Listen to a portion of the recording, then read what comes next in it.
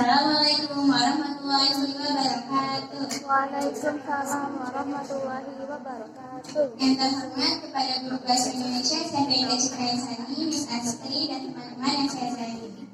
Perkenalkan, nama saya Rajin Naila Anjani. Izinkan saya mempresentasikan hasil kajian buku non-fiksi yang sudah saya baca yang berjudul Yukian. Merupakan cover depan dan belakangnya. Lanjut ya. Identitas buku.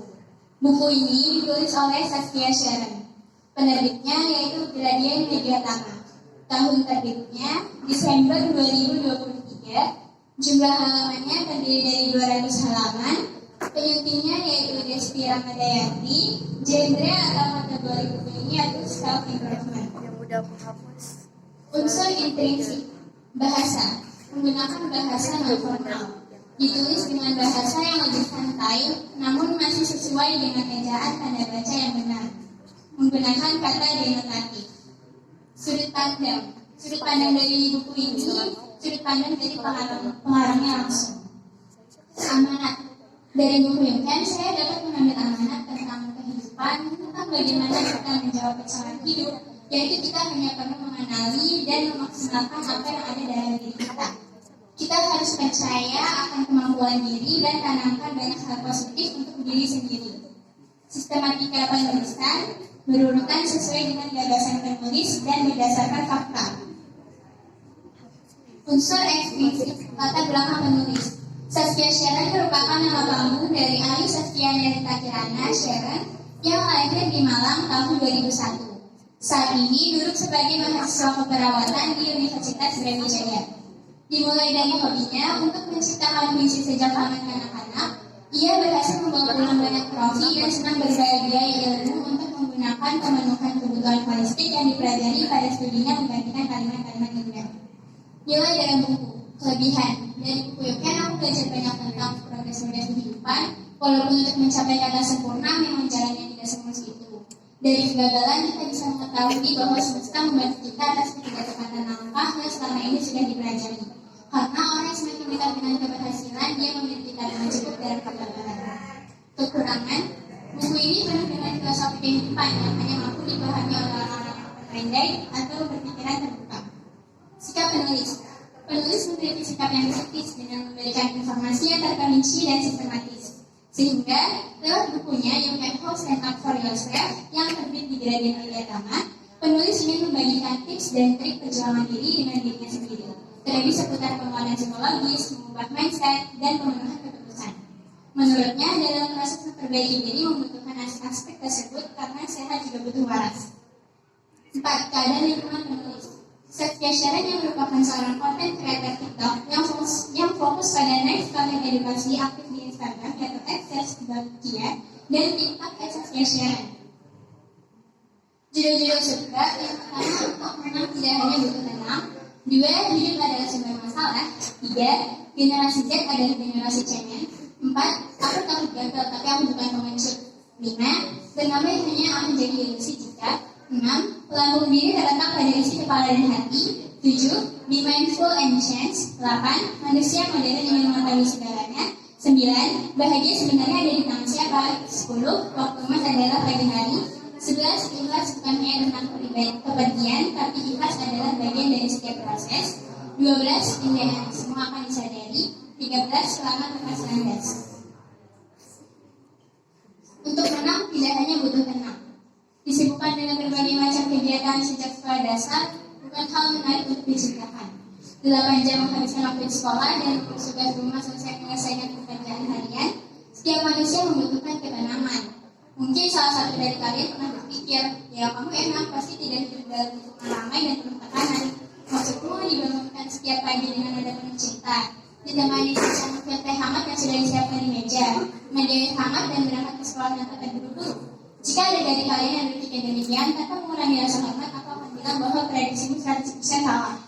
Ada 3 cara untuk menciptakan ketenangan, yaitu realisasi sadari, hindari, dan cari solusi kemudian tuangkan. Hidup adalah sebuah masalah. Melalui penelitian dan Hoffman yang dilakukan pada tahun 1984, mendapatkan fakta bahwa stres dapat memberikan output kurang baik pada fisiologis dan psikologis manusia. Oleh karenanya, manusia perlu melakukan stresnya melalui sesuatu yang disebut mekanisme coping. Mekanisme coping adalah usaha setiap individu untuk membuat stres menjadi lebih netral dan kurang.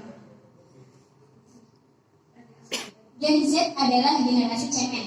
Hanya karena tidak menyelesaikan pekerjaan dengan tuntas, menyerah menjadi pilihan yang lebih menarik dibanding berjuang. Hanya karena banyak berpikir dibandingkan aksi, akhirnya timbul generasi bahwa Gen Z cemen. Generasi ini juga membawa Gen Z dilabeli dengan stereotip generasi yang mudah depresi, overthinking, setiap hari insecure, mudah emosi, dan masih banyak label lainnya. Generasi Z yang lahir pada tahun 1995 sampai 2009 lahir dengan segala kesiapan teknologi sehingga bisa mengetahui banyak hal dengan satu kali klik. Aku takut gagal, tapi aku bukan pengecut.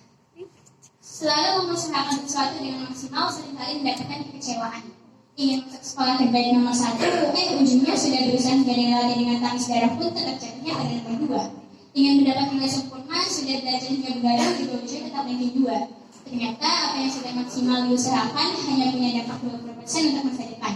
Semua kegagalan dan investasi dalam waktu, energi, dan pendidikan memiliki nilai 20% dan menghasilkan 80% keberhasilannya. Berdamai hanya akan menjadi kondisi jika persepsi seseorang sangat berpengaruh besar. Setiap orang punya gambaran sendiri mengenai persepsinya masing-masing. Persepsi bisa mengubah, membangun, memperbaiki, dan juga membunuh diri sendiri. Dia bisa menjadi alat pelindung sekaligus senjata mematikan jika salah mantra dalam pembuatannya. Lampung diri terletak pada isi kepala dan hati. Memikirkan hal-hal buruk tentang sebuah kemungkinan yang terjadi memang langkah yang baik karena membangun kesadaran akan kemungkinan-kemungkinan yang tidak berjalan sesuai rencana. Menempatkan diri sendiri pada pembicaraan utama dalam semua aspek itu bukan egois. Itu adalah hal yang sangat rasional dan cerdas. Contoh nyata yang sedang eksis saat ini adalah orang yang mengesampingkan kepentingan diri untuk membantu yang lain. Ironinya orang seperti ini sampai lupa untuk benar-benar memperhatikan atau sering disebut dengan orang gaya nakal. Be mindful and change.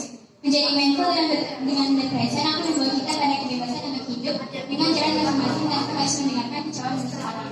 Kita bisa lebih mudah untuk mendapatkan informasi yang lebih jelas tentang keterlibatan ego dan menjadikan semesta sebagai faktor yang selalu menemani kita. Manusia modern ingin mengetahui segalanya. Aktivitas dalam ponsel sering membuat kita saling kejar-kejar berjalan, bahkan mungkin menyalahkannya karena berputar lebih kencang. Tak jarang kelebihan informasi yang sebenarnya tidak kita butuhkan akan mempengaruhi kesadaran emosi. Bahagia sebenarnya di tangan siapa? Mungkin banyak pasangan yang sering mendengar bahwa bahagia itu ketika ekonomi bisa tercukupi. Puluhan ribu manusia punya persepsi yang sama atas bahagia dan finansial yang akan berjalan bersamaan. Banyak dari kita yang menandakan kebahagiaan pada kesuksesan hidup. Mungkin kita mengira banyak privilege akan menggunakan segala akses di dunia. Mungkin kita mengira bahwa seorang anaknya terhindar dari keluarga yang berkecukupan sudah pasti memiliki jaminan atas kesuksesan. Padahal itu tidak sesuai dengan fakta yang ada. Semakin banyak privilege yang dimiliki, semakin kuat pada mungkin orang tua, semakin besar konsekuensi menjaga nama keluarga. Waktu emas adalah pagi hari. Tidak semua orang mencintai waktu pagi, tapi mereka yang mencintainya akan lebih merasa menjadi manusia dengan sambutan semesta. Ikhlas bukan hanya tentang kepergian, tapi ikhlas adalah bagian dari setiap proses. Manusia memang melakukan sekian, tapi jarang ada yang menyebutkan bahwa hubungan sekitar kita akan menetap dengan lama. Semua masa ada ampun dan terangnya. Semua masa akan menambah kita selalu menjadi manusia karena kita semua sudah belajar bagaimana menjadi manusia yang baik dan cukup untuk bertahan. In the end, semua akan disadari. Sejak kecil kita punya tanggung jawab ringan untuk sekedar menghabiskan makanan, menyelesaikan tugas sekolah, dan melakukan minum. Sejak dewasa, manusia memang dibiasakan untuk menyelesaikan segala hal dengan sadar atau tidak sadar sudah dia mulai. Manusia akan terus berjalan dengan keadaan baru dan pengelolaan baru. 15. Selamat untuk kelas 19. Kita tak akan pernah nyaman begitu saja ketika mempelajari hal baru. Seringkali kita mengira bahwa hal itu tidak bisa kita jalankan, tapi akhirnya bisa membawa dampak baik dan nyaman setelah